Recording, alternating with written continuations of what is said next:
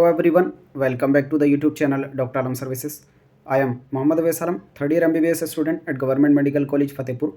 अभी इस वीडियो में बात करने वाला हूँ नीट 2025 के रजिस्ट्रेशन और उसके डॉक्यूमेंट्स के बारे में। जैसे इसके रिगार्डिंग मैंने ऑलरेडी 2 दिन पहले वीडियो बनाई थी जिसमें मैंने बताया था कि नीट 2025 के रजिस्ट्रेशन के लिए ऑफिशियल वेबसाइट NTA की तरफ से बना दी गई है और उस पर ऑलरेडी 9000 प्लस व्यूज़ जो है आ चुके हैं। लेकिन उस वीडियो में बहुत सारे स्टूडेंट की क्वेरी डॉक्यूमेंट से रिलेटेड रही, क्योंकि उसमें कन्फ्यूजन स्टूडेंट्स को स्पेशली कुछ डॉक्यूमेंट से रिलेटेड हो रहा था, जैसे कि कैटेगरी सर्टिफिकेट हुआ और जो अदर सर्टिफिकेट जो अपलोड करने हैं उनसे रिलेटेड कन्फ्यूजन काफ़ी स्टूडेंट के अंदर हो रहा था। तो मैं सोचा इसको एक अलग से वीडियो बना के कन्फर्म कर देता हूँ। तो इसमें जो ऑफिशियल NTA के रूल्स थे लास्ट ईयर के, यानी जो ऑफिशियल नोटिफिकेशन NTA की तरफ से आया था पिछले साल रूल्स एंड रेगुलेशंस का, तो उसमें एक एक करके मैं पूरा बता दूंगा और उसके साथ ही क्या क्या ऐसे डॉक्यूमेंट हैं जो काउंसलिंग के टाइम पे लगते हैं उनको भी यहाँ पर डिस्कस कर लेंगे। क्योंकि काफ़ी स्टूडेंट ऐसे थे जो काउंसलिंग वाले डॉक्यूमेंट्स को इस तरह से प्रिपेयर करते हैं कि वो रजिस्ट्रेशन में चाहिए होंगे, जबकि रजिस्ट्रेशन के डॉक्यूमेंट अलग हैं और काउंसलिंग के अलग। तो अभी मैं डिमार्केट करके इस पर बता दूंगा और बहुत ही जल्द एक्सपेक्टेड है अगले 15 से 20 दिन के अंदर अंदर जो रजिस्ट्रेशन स्टार्ट हो जाए, क्योंकि वेबसाइट ऑलरेडी बन चुकी है। ये जो आपके सामने ऑफिशियल वेबसाइट है, इसका जो डिटेल में मैंने डिस्कस कर लिया था पिछली वीडियो में, आप जाकर देख सकते हैं, नीचे डिस्क्रिप्शन में उस वीडियो का लिंक दिया हुआ है। ठीक है, तो अभी हम चलते हैं कि जो रजिस्ट्रेशन रहेगा 2025 का, जिसके एक्सपेक्टेड अगले 15 से 20 दिन में हो जाए, उसका जैसे ही कोई भी अपडेट आता है आपको इसी चैनल पर मिलेगा। तो जो लोग चैनल पर नए हो चैनल को सब्सक्राइब जरूर कर लेना और हर एक नीट एस्पायरेंट के पास जो 2025 में नीट देने वाले हैं उनके पास जरूर भेजना, ताकि हर एक अपडेट उनको टाइम टू टाइम मिलता रहे। तो यहाँ पर ये है रूल्स बुक जो NTA ने लास्ट ईयर निकाली थी नीट 2024 के लिए।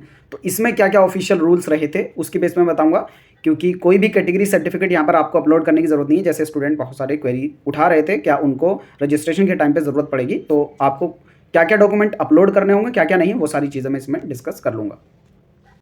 तो देखो, सबसे पहले तो आपका जो टोटल नीट का रजिस्ट्रेशन फॉर्म है 2 पार्ट में भरा जाएगा, जिसमें पहला पार्ट है रजिस्ट्रेशन पेज जिसमें आपको फिलअप करना होगा और दूसरा आपको रजिस्ट्रेशन फॉर्म भरना होगा। तो पहले जो रजिस्ट्रेशन जिसमें आपको करना है उसमें आपको अपनी सिंपल इन्फॉर्मेशन जो है डालनी होगी, मतलब ऑनलाइन ही ऑब्वियसली भरा जाना है।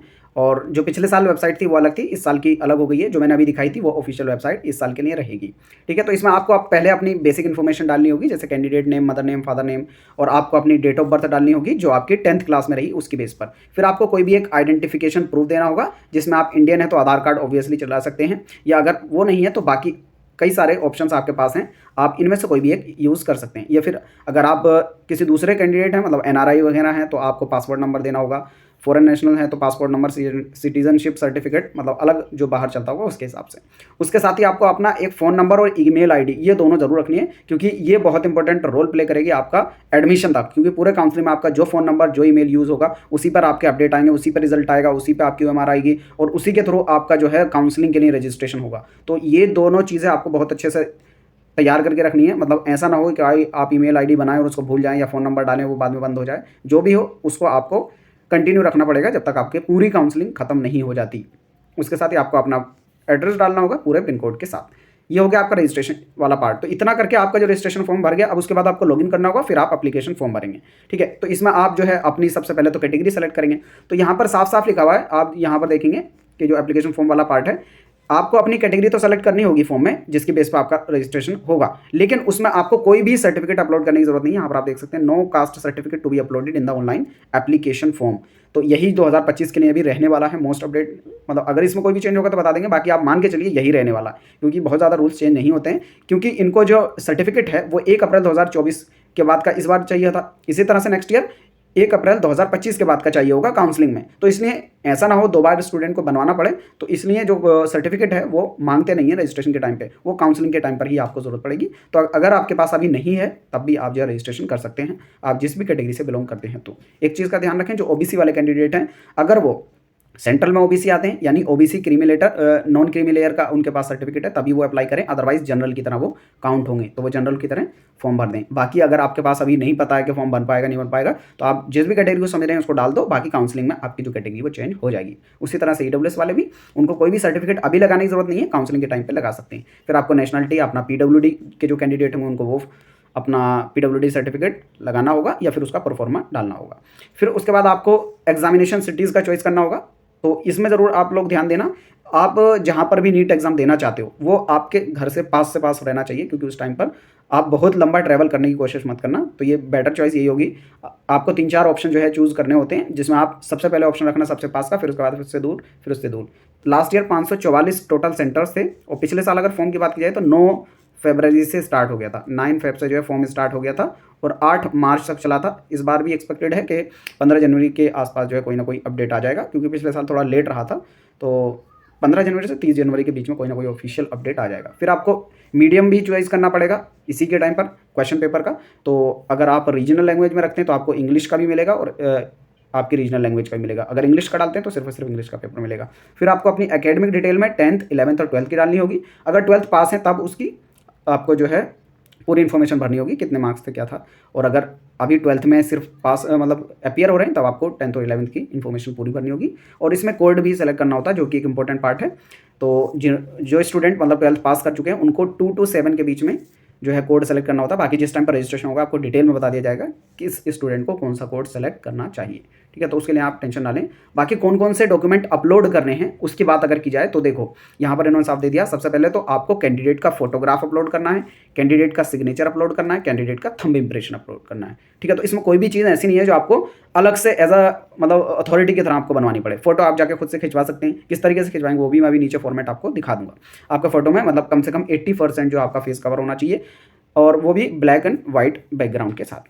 उसमें आपके ईयर्स भी विजिबल होना चाहिए, ये रूल्स हैं इनके। और बाकी जो साइज है उसमें ही आपको अपलोड करना होगा।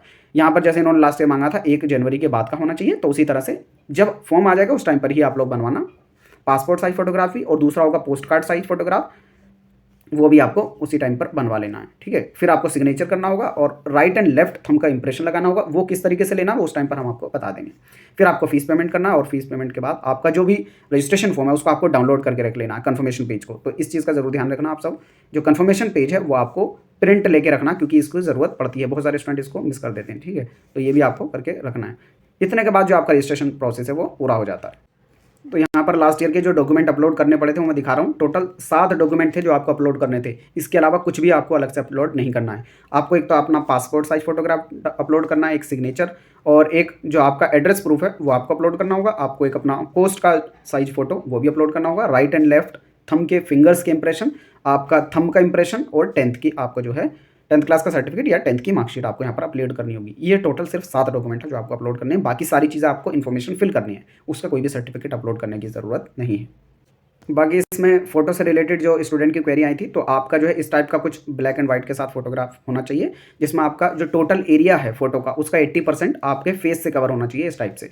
और उसमें कैंडिडेट का नेम और डेट, मतलब किस डेट में फोटो लिया गया, वो दोनों चीज़ें होनी चाहिए। इसके रिगार्डिंग भी स्टूडेंट की क्वेरी आई थी। और पोस्ट कार्ड साइज जो फोटोग्राफ है वो थोड़ा बड़ा होता है। जब आप जाके कैफे बोलेंगे कि हमको पोस्ट कार्ड साइज का फोटोग्राफ चाहिए, वो खुद से बना के दे देंगे। उसमें भी आपको नेम भी रखना है और डेट भी रखनी है फोटोग्राफ की।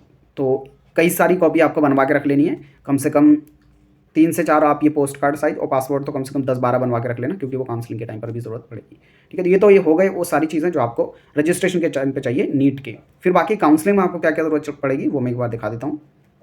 तो जिस टाइम काउंसलिंग स्टार्ट होगी तो आपको ये सारे डॉक्यूमेंट जो आपके सामने दिख रहे हैं, हालांकि जब काउंसलिंग स्टार्ट होगी उस टाइम आपको एक एक चीज़ डिटेल में बता दिया जाएगा। बाकी जो लोग देखना चाहते हैं ये सारी चीज़ें आपको, जैसे नीट का एडमिट कार्ड बाद में मिलेगा, नीट का फॉर्म भी, ये सारी चीज़ें आपको बाद में ही मिलेंगी। मोस्टली जो आपको 10th 12th की मार्कशीट वगैरह, और आपका जो इरेगुलर सर्टिफिकेट या कोई कास्ट सर्टिफिकेट है, ये सारी चीज़ें आपको जो है आपको अपनी काउंसलिंग कराने के टाइम पे ज़रूरत पड़ेगी। उसके साथ ही आपको गैप सर्टिफिकेट, जिन स्टूडेंट का अगर कोई गैप हो गया, मतलब 12th क्लास के बाद 1-2 साल का गैप है, तो वो लगाना होगा। टीसी, माइग्रेशन, और किसी कैटेगरी से बिलोंग करते हैं उसका certificate, Bong certificate, domicile certificate, ये सारी चीज़ें उस टाइम पर जब काउंसलिंग स्टार्ट होगी आपको बता दिया जाएगा। तो उस सारी अपडेट के लिए आप चैनल के साथ बने रहें। किसी भी तरह की क्वेरी के लिए नीचे कमेंट बॉक्स में बता सकते हैं। मिलते हैं नेक्स्ट वीडियो में, तब तक के लिए थैंक यू।